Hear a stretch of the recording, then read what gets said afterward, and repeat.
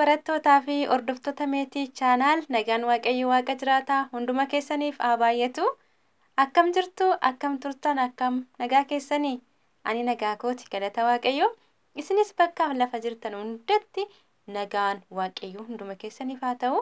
Namni nagaa qabu waan hundumaa qaba. Namni fayyaa qabu waan hundumaa qaba. Lafa jirtan hundumatti nagaa waaqa jiraataa hunduma keessaniif haa baay'atu jecha. Warri hara dhuftan baga nagaan dhuftan nooruu siniin jennee jirra. Egaa barnoota kana dudduuba deebi'aatii haala gaariidhaan hordofaa baradhaa jabaadhaa siniin jechuutu hin barbaada. Egaa kutaa itti aanusaa immoo liinkii isaa diskiripshinii fi koomentii jalqabaa irraa argachuu dandeessu jechuudha. Kanaaf egaa jabaadhaa siniin jedha. Egaa barattoota barnoonni akkam qayyabannaan maal fakkaata? Hin jabaattu miti? Jabaadhaa qayyabadhaa wanti hin baramne hin jiru. Eenyumtuu garaa haadha isaa keessatti bareetoo hin dhalanne jechuudha. Hundumti keenyayyuu erguma dhalannee waan hundumaayyuu barre waan ta'eef isinis jabaattanii yeroo boqonnaa keessanii irratti xiyyeeffannoodhaan yoo qayyabattan hin bartu. Bara kanatti yeroo kanatti namni dubbisuu fi barreessuu hin dandeenye jiraachuun isaa baay'ee isinitti ulfaata waan ta'eef kanaaf jaamummaa keessaa dadhabina keessaa bahuudhaaf tartiibaan barumsa kana baradhaa hordofaa hin baramaa isiniin jechuun barbaada. Egaa barattoota barnoota keenyaa kutaa 18ffaa keessatti mata duree maal jedhu baranne inni yaadattu? Egaa mee yaadadhaa? Mata duree jecha irra butaa jedhu baranne jechuudha. Jechi tokko irra buta jechuudhaaf jechi tokko irra buta kan jennu yoo dubbifamaan gosa lamaa walitti aanee barreeffame jechi sun irra butataa jenneetu baranne jechuudha. Alkaffaa jennee, farda jennee, ilkaaffaa jennee baranne jechuudha. Egaa jechi isin amma argaa jirtan inni qalama cuquliisaan barreeffame kuni halkan jedha. Halkan eessatti irra buta ta'ee? Laa fi kaa biratti irra buta ta'ee jechuudha. Akkasuma naan illee sagalee irra buta. Kanaaf egaa jechi tokko dubbifamaan gosa lama walitti aanee gaafa barreeffamu jechi sun irra butataa. Akkasumas dhuma irratti gaafa dubbifamaan xumuramu dubbifamaan dhuma gubbaa sun irra butataa jechuudha. Kanaaf halkan kan jedhu kun irra butaa jechuudha. Fakkeenyaaf akka amma argaa jirtan kanatti amma jechoonni sadan kun irra butaadha. Sirrii barreeffamanii jettanii yaaddu? Egaa waan tokko si yaadachiisaan ture. As keessaa mee kamtu sirriidha? Mee sadan kana keessa kamtu sirrii jettanii yaaddu? Tokkoffaa moo lammaffaa moo sadaffaatu sirrii barreeffame? As keessaa hundisaayyuu sirrii hin barreeffamne.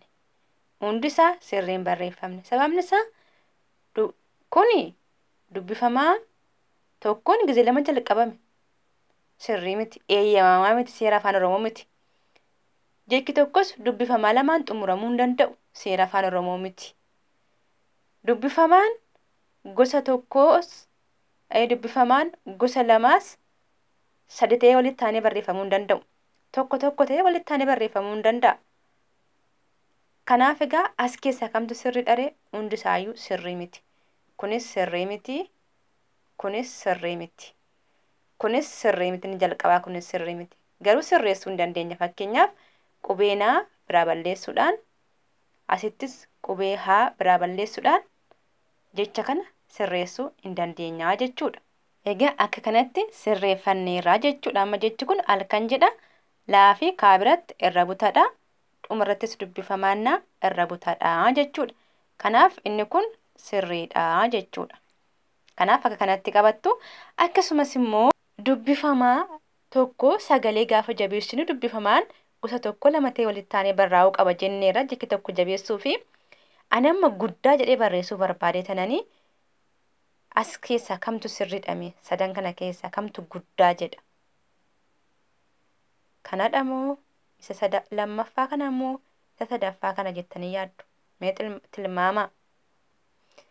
As keessaa kuni siruma seera afaan Oromoo miti. Dubbifamaan gosa tokko lama ta'ee malee sadi ta'ee walitti taanee barreeffamuu hin qabu jechuudha. Kun eeksii guddaadha, dogoggora.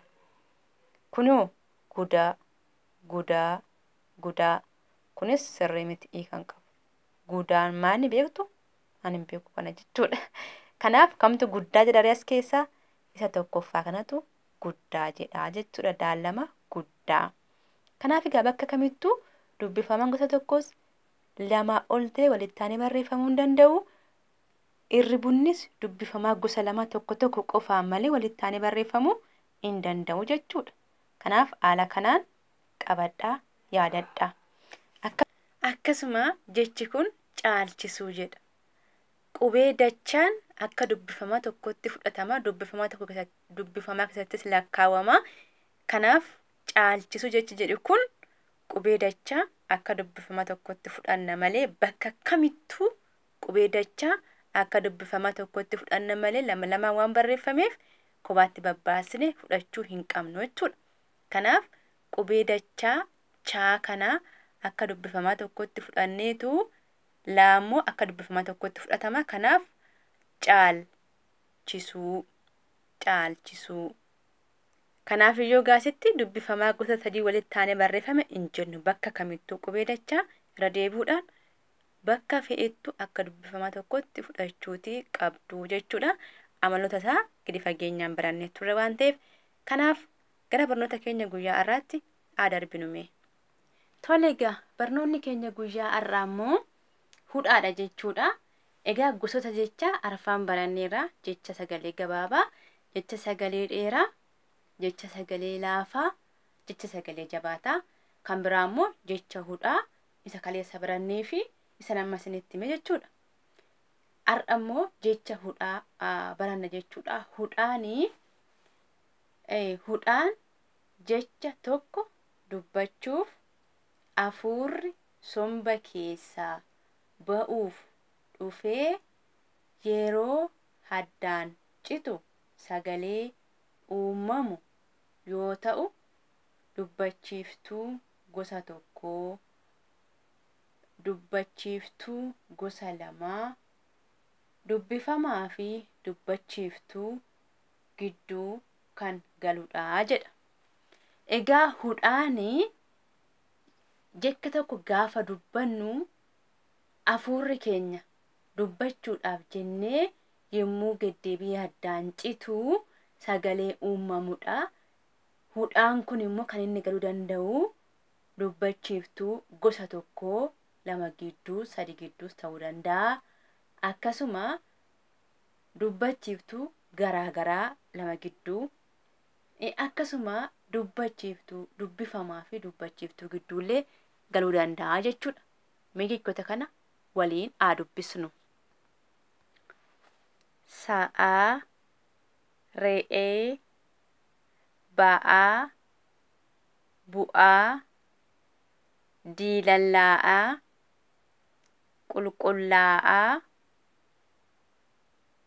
buqqaa'aa, bullaa'aa, qulqullaa'aa. Dhiifama asitti qullaa'aa jedha. Qulqullaa'aadhaan dubbisee dhiifama. Ida'uu, ga'ee, ce'uu, ba'uu, yaa'ii, sochoo'e, buqqa'e, bari'e, mo'achuu, har'a, mul'achuu, mul'ata, mul'ataa, bir'achuu, hir'ina, hir'isuu. Egaa fakkeenyaaf asitti sa'aa, sa'aa. Asittidha kan hudhaan galee haala mataa gubbaarratti jechuudha. Re'ee, re'ee. Gidduutti re'ee. Afuura keenya asitti waan addaan qiteef hudhaa gashine jechuudha. Kanaaf hunda isaaniiyyuu akkuma nama dubbise kanattiin hudhaan gidduu galee jechuudha. warri qalama gurraachaan barreeffame kun hundi isaaniiyyuu qubee dubbachiiftuu wal fakkaatan yookiis dubbachiiftuu gosa tokko gidduu gale jechuudha. Dubbachiiftuu gosa tokko gidduu galee warri qalama cuquliisaan barreeffame kun immoo dubbachiiftuu gosa lamaa gidduudha kan inni galee hudhaan. Qalama magariisaan kan barreeffame immoo dubbifamaa fi dubbachiiftuu gidduu galee jechuudha. Kanaaf egaa haala kanaan hubachuutii qabdu jechuudha hudhaa. Egaa hudhaan kun dubbifamaa moo dubbachiiftuu bakka buuti jennee yoo ilaalle dubbifamaa bakka buuti. Fakkeenyaaf ga'ee dubbifamaa haasi jira waan ta'eef dubbifamaa haasii baafneetu bakka dubbifamaa haa kana hudhaa galfannaa jechuudha. Akkamittiin ga'ee kanaaf dubbifamaa bakka buutee jechuudha. Akkasuma har'a namoonni yeroo baay'ee yeroo tokko akkatti hin barreessu jechuudha. Har'a jedhanii barreessuudhaaf. Garuu akkatti seera miti raa dubbifamaa si baasneetu har'a jennee akka kanattiin barreeffachuu dandeenya jechuudha. Kanaaf egaa hudhaan dubbifamaa bakka buuti jechuu ni dandeenya jechuudha. Asitti amma kuni mul'ata jedha. Kun immoo mul'ata inni jedhu kuni kaayyoo waan tokko yookiis wanta gara fuulduraatti ani mul'atan qaba, ani kaayyoon qaba, ani karooran qaba isa jennu sanaa jechuudha inni kun. Inni kun immoo mul'ataa maqaa namaatii jechuudha. Mul'ataa jedhu kun immoo maaliif ree haatu dheerate jechuudha dubbachiiftuu haa waan dheeratteef mul'ataa maqaa namaa ta'a jechuudha. Mul'ataa. Kanaaf haala kanaan qayyabachuutii dandeessu waan ta'eef jabaadhaa irra deddeebi'aatii ilaalaa dubbisaa yeroo fi turtii gaarii qabaadhaa. Egaa barnoonni keenya guyyaarra kana fakkaata. Lafa jirtan hundumaatti nagaan wajjin haa ta'u turtii gaarii.